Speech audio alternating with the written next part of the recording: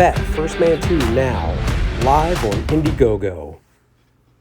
Well, hello. Let's take a look at one of my favorite books on comics and storyboarding. This book came out back in 1972, I believe. I'll have to look at the indicia for sure. It's called Movie Making Illustrated, the comic book film book. I've had this since the Kubert School.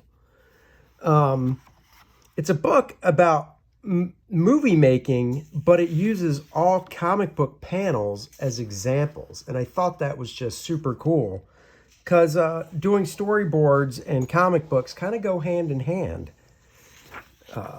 So this book came out in 1973 by James Morrow and Murray Swede.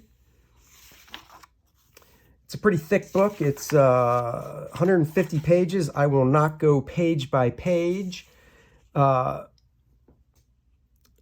Let's see. Let me get back here real quick. It has a nice long introduction. So we'll just kind of briefly go through it here. Part 1 is about stories, storytelling. There's not a lot of text in this book, which I like. The first movies did not tell stories. They simply recorded everyday events such as trains pulling into stations, circus acts, or movements in nature. These actions were photographed in a straightforward manner with camera fixed in one spot the way a still photographer might set it up. When filmmakers turned their attention to storytelling, they found it necessary to move the camera with increasing freedom. For instance, the events of the story might take place in different locations. And they just show comic book panels kind of illustrating their point. Even in the case of events occurring in a single location and time, film pioneers learned that by breaking action into two parts and photographing the parts from different perspectives, a movie would gain interest, clarity, and excitement. So here we go.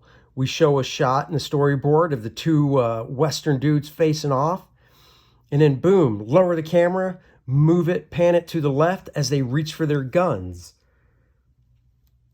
Scenes. So they break down what happens in scenes.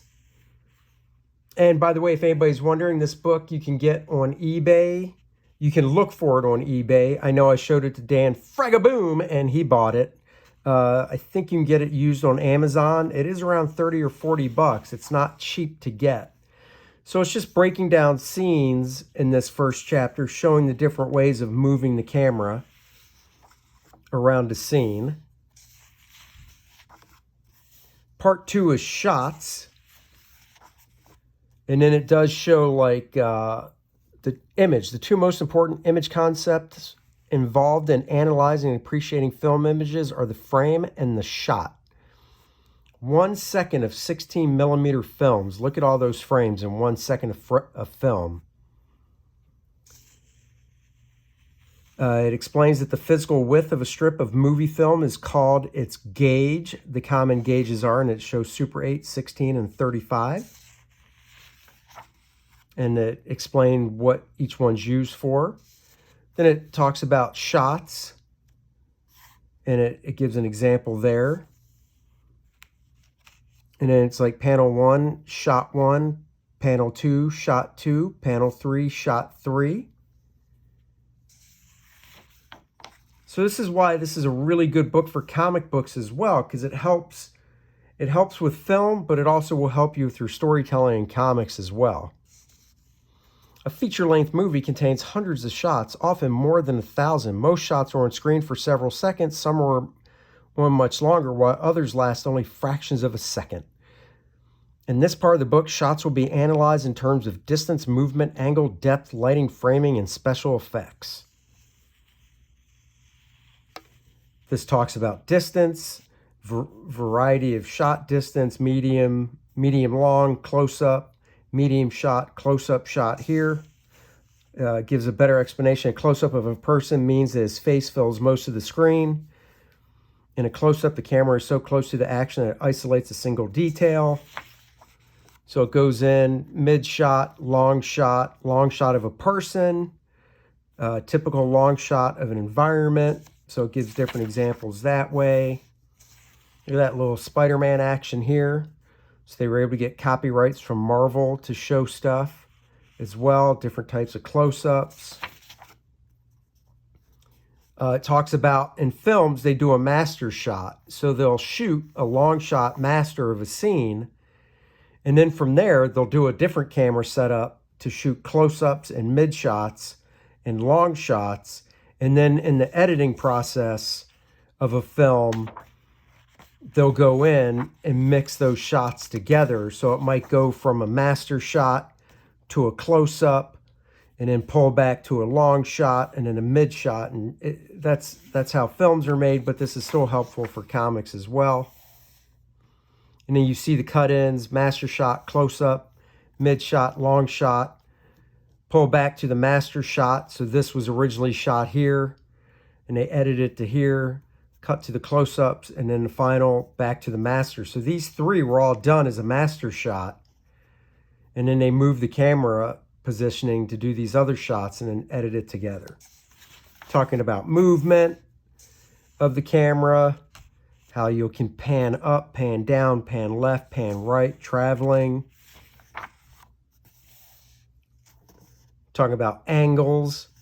You want to get, low angle, high angle, oblique angles, tilting camera angles, depth in your scene. All these apply to comic books as well as movies. I love this book. I need to reread this book is what I need to do. I should just do a live stream where I read a chapter of this book and show it.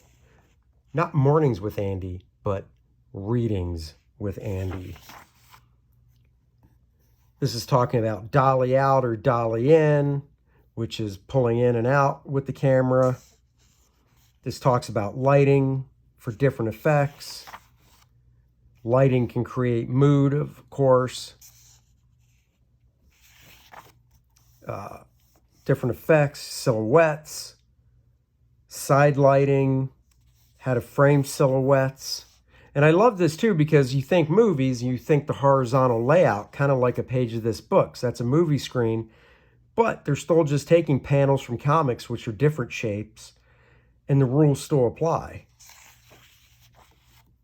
So that's another great thing as well. Obviously, shadows can increase the sense of depth in a shot. Shadows can make the image abstract or expressionistic. I did something like this in the WWE book that I drew, where I showed the action happening off panel, framing part of it, and then the shadow showed you the action. This talks about framing your scenes. Here we have about composition. This book is a gold mine. A gold mine, I must say. And I just remembered my memory. You guys know my memory. I got this book after the Kubert School. When I shared a studio with John Beatty, John had a copy of this book. And I was like, oh my God, that's awesome. This is before the eBay days, before pre-internet. So I'm trying to think how I tracked down a copy of it. I don't know, maybe a used bookstore? I did get a copy of this before the internet. So multiple exposure in comic books, it's basically drawing a montage. In film, it's called multiple exposure. Double exposure is sometimes used for placing shots or credits or titles over live action shots. Doing the ghost images and stuff, which are so easy to do now with CGI, reverse motion, animation, rear projection. It explains how rear projection was done back in the day. Of course, we don't need to worry about that stuff now with green screens and stuff. Trick angles, which, obviously this was a floor. This is how they did it back then. The side of the building was actually the floor, and he'd be just crawling on the floor. And then through green screen and stuff, they could make it look like he was climbing up the wall. Part 3 is cuts. So cutting from one scene or one action to another. Once again, that relates to comic books and doing cuts in comic books as well. Talks about the different type of cuts, different choices, take 1, take 2, take 3. And here's take 1, take 2, and it goes into an explanation of it.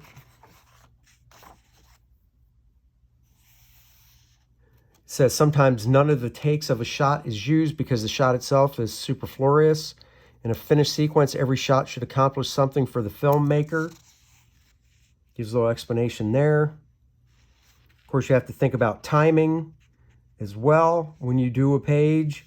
This is really slow with the panels because we go here, and then the trapdoor starts to open more. He's totally hanging down, where if you want to speed it up, you could go from here to here to here and take these 2 panels out. Or if you really want to do it fast, you could go from here to this panel and take these 3 panels out, and that really speeds the action up. So that all has to do with timing. And then here they kind of show the examples. Like I said, here they do it in 3 panels. The order of the way you show your shots, you can vary. Shot 2, shot 4, shot 1, shot 3. And then here we have shot 1, 2, 3, 4, but they were shot in a totally different order.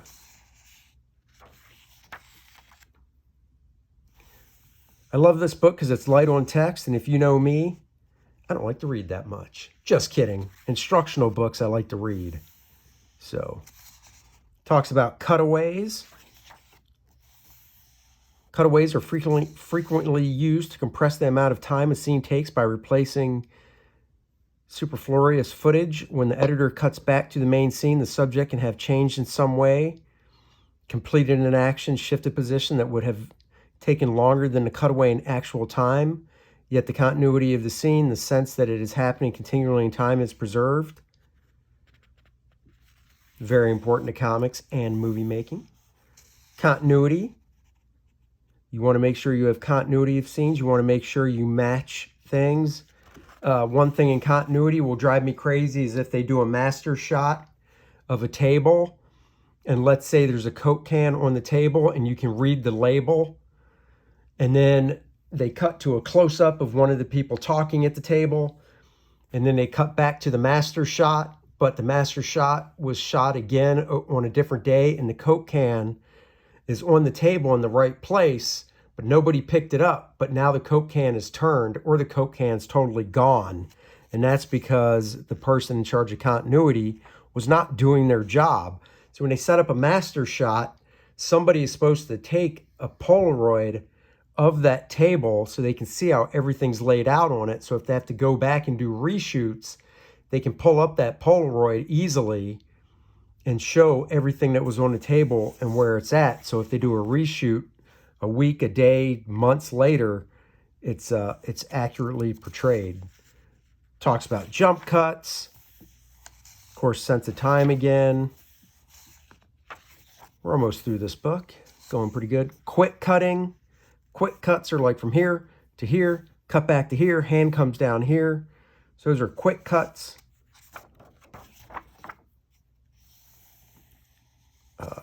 I want to say we get into the 180-degree rule here.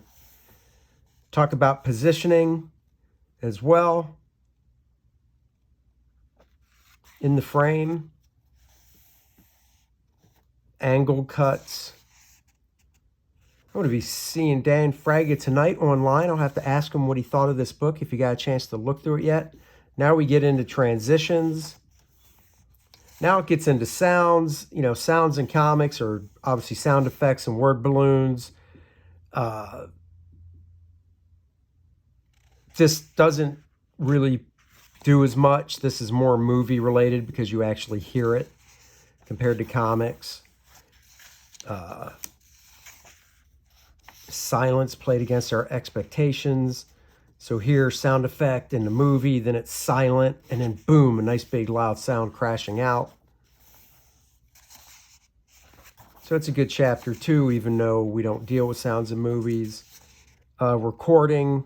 Recording is the first of 3 basic steps in making a movie soundtrack. Don't really need to worry about that as much. It gets into editing, then we get into actors and action. Technical elements covered. So let's see. If you ask someone to describe a movie he has seen, chances are that his immediate description will not be in terms of the technical elements covered thus far in this book, shots, cuts, sound, and so on. Rather, he is most likely to recount the action of the film, what he saw people doing on screen. For this reason, the filmmaker must be as keen an observer of human behavior as an expert in film technique.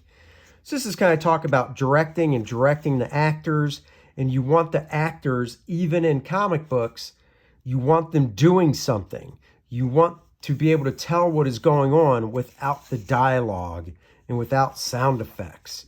Get it across visually.